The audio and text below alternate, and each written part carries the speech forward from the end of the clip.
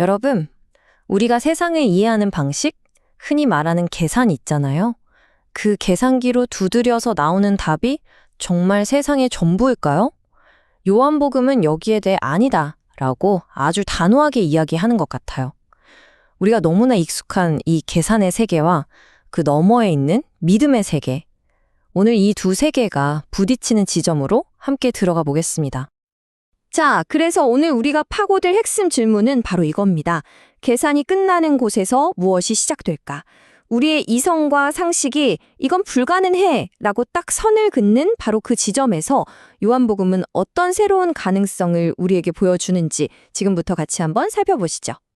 모든 이야기는 아주 단순한 숫자 하나에서 시작됩니다. 바로 5천. 이건 그냥 통계 자료가 아니에요. 한 산기슭을 가득 메운 기대감과 또 굶주림에 지친 5천 명의 남자들을 의미하는 숫자입니다. 근데 사실 5천이라는 숫자도 빙산의 일각이었어요. 당시의 관습대로라면 여성과 아이들은 숫자에 포함되지 않았으니까요. 그들까지 합하면 아마 15,000명은 좋게 넘었을 겁니다. 상상이 가시나요? 이쯤 되면 이건 영적인 문제를 넘어서서 그야말로 거대한 물류대 참사의 현장이 되는 거죠. 바로 이 지점에서 두 개의 세계관이 정면으로 충돌합니다. 한쪽은 수학적 논리의 세계예요. 제자들은 아주 현실적이죠.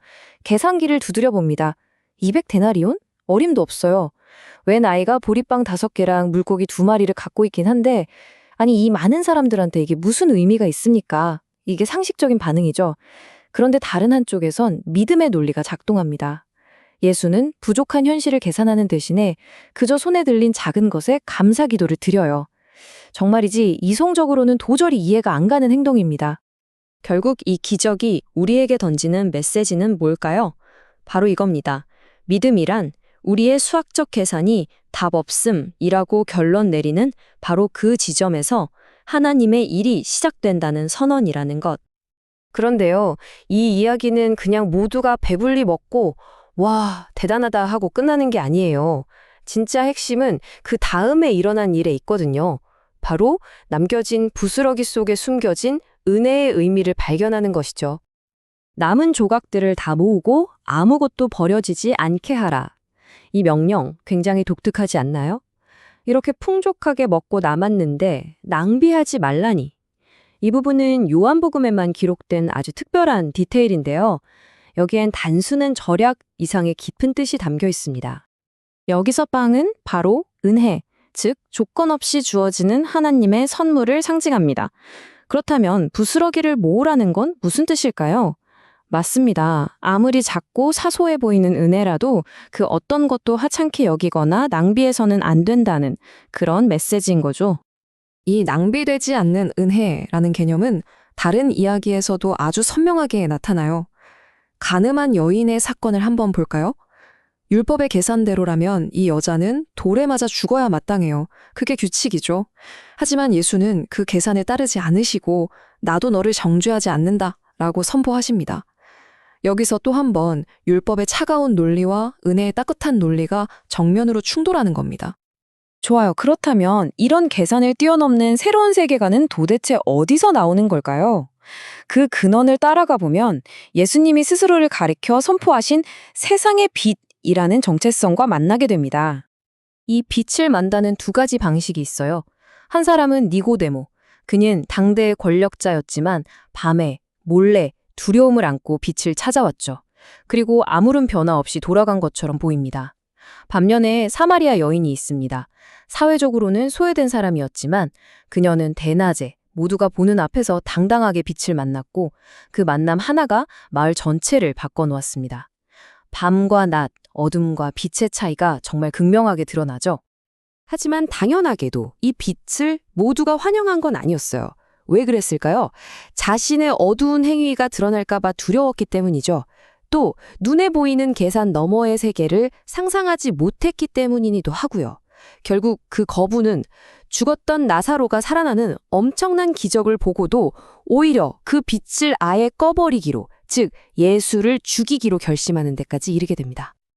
자, 그렇다면 이 빛의 세계관을 우리는 구체적으로 어떻게 살아가야 할까요? 그 실천적인 해답은 예수님이 제자들에게 남기신 마지막 가르침들에서 찾을 수 있습니다. 빛 가운데 산다는 건 크게 세 가지 사랑의 행동으로 나타납니다. 첫째는 서로의 발을 씻겨주는 겸손한 섬김입니다. 둘째는 심지어 자신을 배신할 사람에게까지도 성찬을 베푸는 정말 파격적인 용서죠. 그리고 마지막으로 이 모든 것을 하나로 묶는 새로운 계명입니다. 내가 너희를 사랑한 것 같이 너희도 서로 사랑하라. 이 한 문장에 모든 것이 담겨 있다고 해도 과언이 아니에요.